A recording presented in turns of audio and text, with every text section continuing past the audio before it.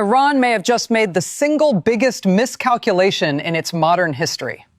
For decades, Tehran held what it believed was the ultimate trump card against the West, the ability to slam shut the world's most critical oil artery at will. The Strait of Hormuz, 21 miles of water, 1/5 of the planet's daily oil supply. Iran's nuclear option, which didn't require uranium. But on April 13th, something happened that Tehran never seriously believed was possible. Washington took the key. Starting at 10 in the morning, not just Iranian vessels, every single ship, every flag, every nation would now be stopped and inspected before passing through. The United States had not just responded to Iran's pressure, it had flipped the equation entirely. The strait Iran used as a weapon against the world was now a weapon pointed directly back at Iran. And right now, over 50,000 American troops across the Middle East are on hair-trigger alert. Major outlets, including Reuters and the Wall Street Journal, are reporting that the number could swell to nearly 100,000. The buildup is real, the hardware is moving, and the world is watching a crisis that could redraw the global map. Tonight, we take you inside it. Nothing about what happened on April 13th came out of nowhere. The match was struck 48 hours earlier, on April 11th. And the spark came from something as simple as a radio call. Two U.S. Navy destroyers, the USS Frank E. Peterson Jr. and the USS Michael Murphy, were conducting a routine freedom of navigation transit through the strait. Nothing unusual, nothing provocative, just two warships exercising a right recognized by international maritime law for generations. Cutting through the silence of the Arabian Gulf, an Iranian naval station broadcast a message that stopped everyone listening dead in their tracks. 3 words, repeated 3 times. Final warning, final warning, final warning. The transmission ordered the American warship 121 to abandon its course and return to the Indian Ocean immediately. That radio call didn't just raise tensions. It announced to every military intelligence analyst monitoring that frequency that a threshold had been crossed, that Iran was no longer rattling a sword, it was drawing it. Washington's answer took exactly 48 hours to arrive. And when it didn't come through a diplomatic back channel. It came through the barrel of the most powerful naval force on Earth. Within hours of the blockade announcement, the Middle East became the most densely militarized theater on the planet. Within hours of the blockade announcement, the Middle East became the most densely militarized theater on the planet. C-17 Globemaster transport aircraft, the flying warehouses of the U.S. military, capable of swallowing tanks whole, began running continuous cargo and personnel sorties into regional bases around the clock. KC-135 aerial refueling tankers, essentially flying petrol stations for fighter jets, repositioned to extend the operational reach of American air power across the entire region. And at the center of it all, the Abraham Lincoln Carrier Strike Group, now anchored in position, operating an impenetrable combat air patrol with stealth F-35s and multi-role FA-18 Hornets flying continuous sorties overhead. Let that picture sit for a moment. The world's most powerful carrier strike group. 50,000 troops on standby. The possibility of 100,000 more. Bomber aircraft pre-positioned in the United Kingdom, ready to fly to the region on a single order. This is not a show of force. This is the force.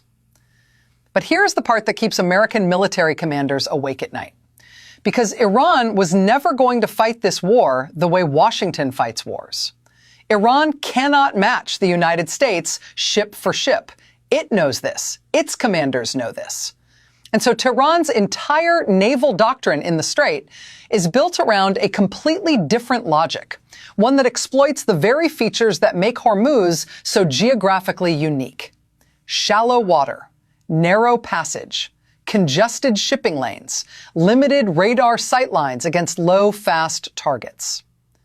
The Islamic Revolutionary Guard Corps Navy has assembled an estimated fleet of over 800 small, fast attack craft, Boghammer class, Zulfiqar class, Ashura class, stripped down, purpose-built, armed with heavy machine guns and rocket launchers welded directly onto their hulls.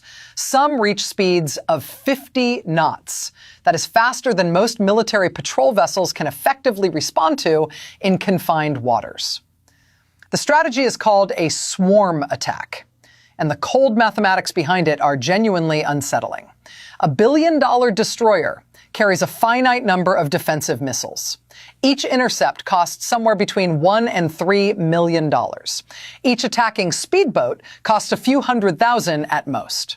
If Iran floods the strait with enough small, fast, simultaneous threats from enough different vectors, the math eventually stops working in Washington's favor. And the speedboats are only the beginning. Tehran has been openly discussing plans to simultaneously deploy more than 300 long-range strike drones, including variants of the type that gained horrifying notoriety during conflicts in Eastern Europe. Cheap, slow enough to evade some radar frequencies, launched in overwhelming numbers designed to exhaust air defense systems before the decisive strike comes through. And then, below the surface, Iran's most insidious weapon of all. Naval mines, quietly deployed from small boats into the shipping lanes of the strait, some moored, some free drifting with the ocean currents. Their exact positions unknown and constantly shifting. In 21 miles of navigable water, you do not need a comprehensive minefield to paralyze shipping. You only need enough mines that no captain is certain the water ahead of his vessel has been cleared. Uncertainty alone is the weapon. This is the environment those colossal American destroyers are now operating in. 50-knot attack boats, drone swarms in the hundreds, an invisible minefield beneath the keel, and an Iranian coastline, jagged, mountainous, riddled with natural caves, packed with mobile anti-ship missile launchers that can be repositioned in hours and are almost impossible to track from satellite. The distance between American destroyers and Iranian attack craft is no longer measured in kilometers. It is measured in meters. Washington was not going to walk into this situation without answers.